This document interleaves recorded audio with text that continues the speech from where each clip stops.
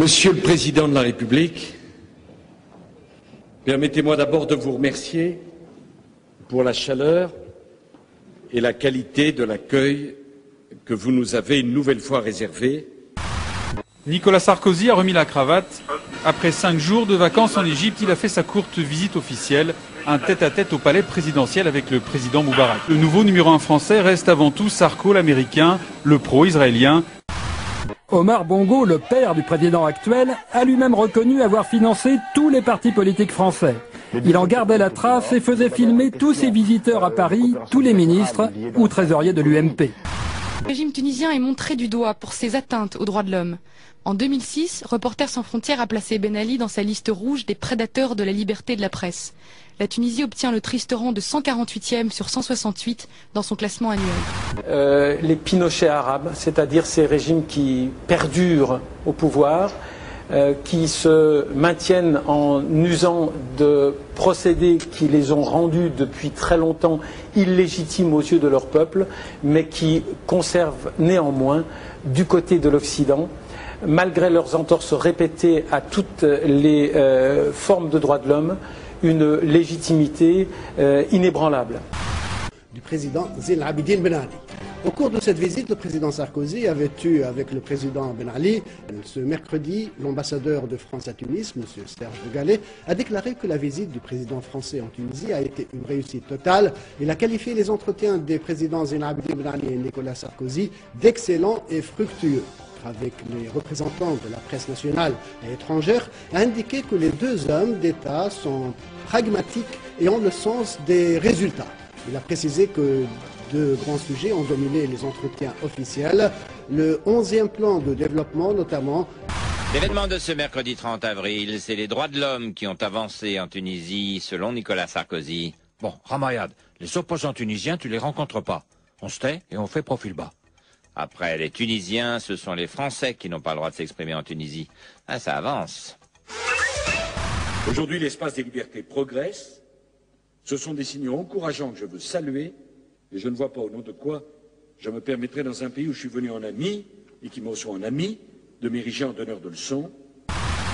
J'ai pleinement confiance dans votre volonté de voir continuer à élargir l'espace des libertés en Tunisie.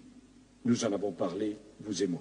On commence par le voyage de Nicolas Sarkozy en Tunisie, où le président a donc déclaré qu'il trouvait que les droits de l'homme avaient bien avancé. C'est une erreur d'avoir dit ça. Je le reconnais, c'est une terrible erreur. Ben pourquoi l'avoir dit alors? Parce que je suis un homme et que les hommes font des erreurs. Mais lors de votre dernière interview, vous avez reconnu avoir fait de nombreuses erreurs, mais il faut peut-être faire un peu attention. En plus, j'ai empêché Ramayad d'avoir rendez-vous avec une opposante tunisienne. Autre erreur. Ce que Nicolas Sarkozy n'a pas oublié, en revanche, c'est d'emmener avec lui une centaine de patrons français. Car la visite à Tunis avait, entre autres objectifs, la signature de plusieurs contrats. Il est ainsi question de 19 Airbus pour un peu plus d'1 milliard d'euros, ou encore de la construction d'une centrale thermique pour la société Alstom, un contrat estimé à 360 millions d'euros. Il avait promis qu'il incarnerait la rupture, y compris face aux dictateurs. La langue de bois, affirmait-il, ce ne serait pas son style, mais c'était avant son élection. Hier, à Tunis, alors que plusieurs ONG tunisiennes et internationales espéraient un geste fort sur le terrain des droits de l'homme, Nicolas Sarkozy a fait comme les autres. J'ajoute que tous ceux qui ont fait l'expérience de renoncer à la défense des droits de l'homme au bénéfice de contrats n'ont pas eu les contrats et ont perdu sur le terrain des valeurs. Voyage du président Chirac en Tunisie, donc avec ce dérapage, notre président n'a rien trouvé de mieux que de minimiser les violations des droits de l'homme en Tunisie. Ouais, mais bon, ça va 5 minutes les droits de l'homme, hein, y a pas que ça dans la vie. Vous dérapez encore, là. Ah ouais, non, mais c'est pas ce que je veux dire, c'est pas pareil. Je le connais depuis longtemps, le président Ben Ali, c'est un ami. Ah, peu importe, les droits de l'homme ne se discutent pas. Ouais, je sais, mais il y a l'économie aussi qui joue un peu. Non. D'accord. Ok, j'ai compris. La réélection dimanche dernier du président tunisien Zine El-Abidine Ben Ali avec près de 90% des suffrages, vous a-t-elle réjoui? Oui, parce que c'est un pays stable. Oui, parce que c'est le pays où la classe moyenne est en progression. Oui, parce que c'est un pays qui est ami de la France. Et je serais tenté de dire à ceux qui disent, en persiflant, en ironisant, 90%, d'ailleurs un tout petit peu moins, 89%. J'ai dit près de 90%. Près de 90%. Bon, ben, incontestablement, en Tunisie, beaucoup de gens aiment le président Ben Ali.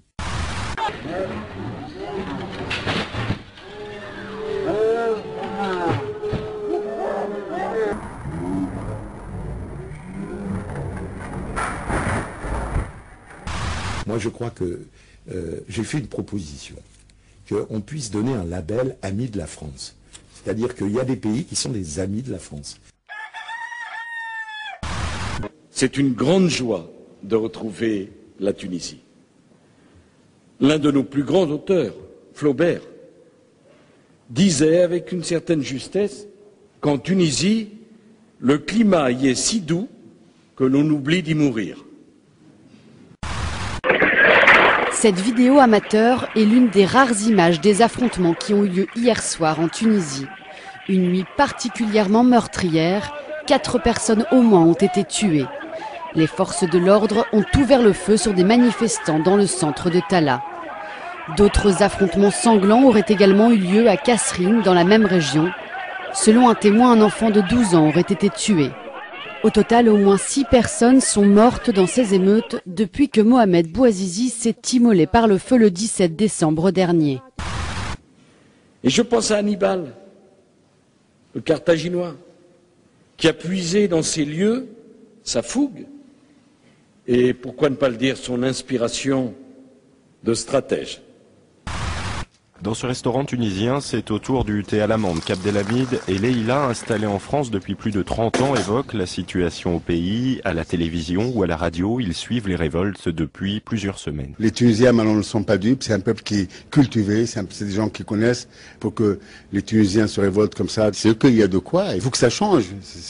Il était temps, d'ailleurs. C'est une poignée de gens qui ont le monopole de toute l'économie tunisienne, c'est pas normal. Il y a de grandes injustices sociales. Avec l'annonce des premiers morts dans les manifestations, l'inquiétude grandit, mais rapidement, c'est l'adhésion au mouvement qui prend le dessus. Il y a mon frère qui m'a appelé, et il m'a dit qu'il avait peur pour nous ici, et il m'a dit que ça se passait très mal là-bas. Mais bon, de toute façon, c'était une marmite qui était en train de bouillir, mais tout le monde avait peur en fait, parce qu'on c'est le régime vraiment policier, parce que autour de nous, on ne sait pas, même parmi les plus proches, il peut y avoir quelqu'un qui rapporte, mais ça ne peut pas durer. Cette peur, cette prudence, elle est encore présente, même à Paris, quelques rues plus loin. Elle est longue ce délit dans une pâtisserie tunisienne, mais l'anonymat est de rigueur par précaution. Prudence, parce que moi je suis quelqu'un qui a connu les années 90. Ben Ali, pour s'installer au pouvoir quand même, il y a eu des morts des années 90. À tel point on a peur là-bas. Même ici on ne veut pas donner nos noms, on veut pas. Vous pensez qu'on arrive à savoir ce qui se passe réellement ? On arrive à le savoir grâce à Internet, c'est tout. Sinon, et même on n'est jamais sûr de l'information, vous voyez, parce qu'il y a des gens qui peuvent dire il y a 40 morts, il y a des gens qui...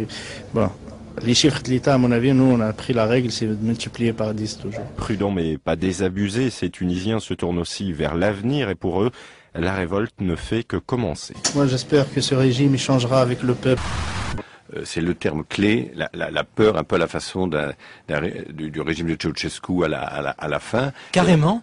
Oui, car la répression en Tunisie est moindre que dans l'Irak de Saddam Hussein ou même moindre que dans des pays voisins comme la Libye, etc.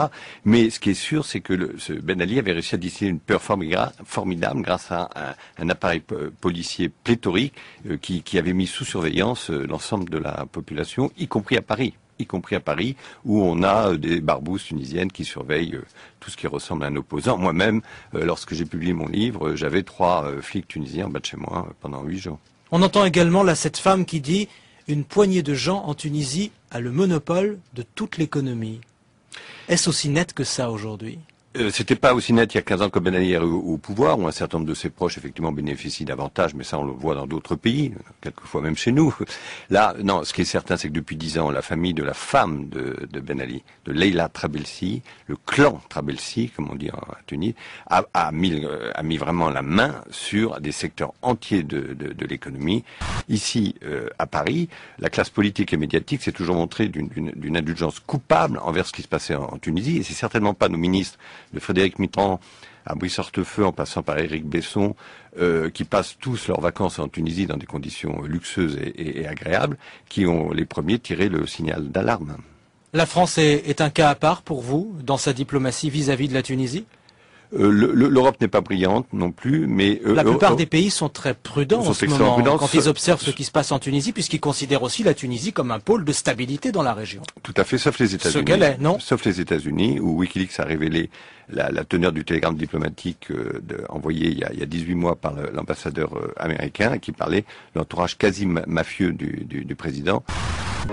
Il y a 20 000 Tunisiens chez nous, une communauté qui vit au jour le jour les événements qui secouent leur pays. La plupart des Tunisiens chez nous souhaitent la fin du régime dictatorial du président Ben Ali, mais peu osent en parler à visage découvert. Les intimidations du pouvoir tunisien contre toute forme de contestation ont même lieu ici chez nous. Reportage Sami Hosni.